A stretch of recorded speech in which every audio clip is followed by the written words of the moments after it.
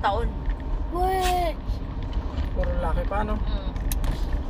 Ano ba yan? Huwag kayo magbato-bato, be. Cardel yan. Ito kaso kasi yun siya, tapos hindi siya makapandilis, anak. Akin na yung iniinom mo na yun. Ah, hindi niya mapadili yung anak niya. Sabi niya, Kaya magkakasakit din yung anak niya. sabi niya baka pwede kahit beer brand na lang. Sabi niya sa lalaki. Kasi sabi niya, mga yayat yung anak ko kasi hindi naman siya sanay sa beer brand. Sa, Wala rin daw siyang ibang mapakain. sabi niya sa pulis. Sinabi niya doon, may ano kasi siya, may ginchat ba siya? Bibigyan niya yata. Bibigyan niya. Tapos, Hindi ako pwede makahiram ng 500. Ay sabi niya kung may pera lang ako, pinahiram ako. Sabi ko, yung mga laruan ko. Bilis ba? Wala. Natakot ako doon. kala nila maganda yung daanan niya. Sige, ligo-ligo. May mga motor pa.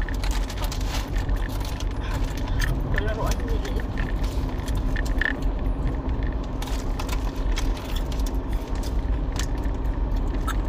Kulanda ng, may kulanda naman dito. Kulanda naman dito matarasan.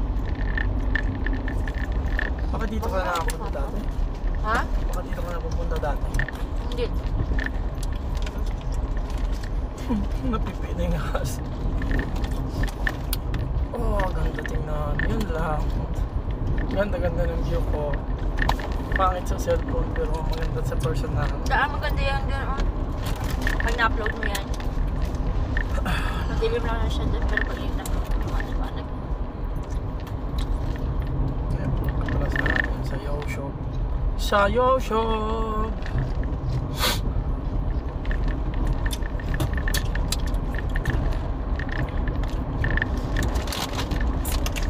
Ah, ito na, pero Ito, ano to? parang kalayo man nun dati. Ba't ngayon parang Pero? dito na tayo? Birong na to, ay?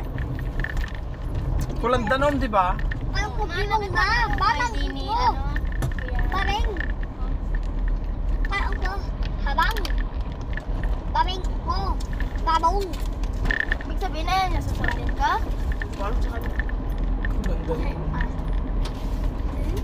Makain pa. Makain pa.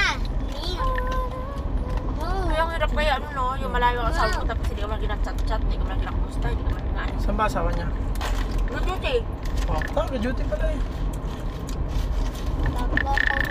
Tapos wala kang ano ng problema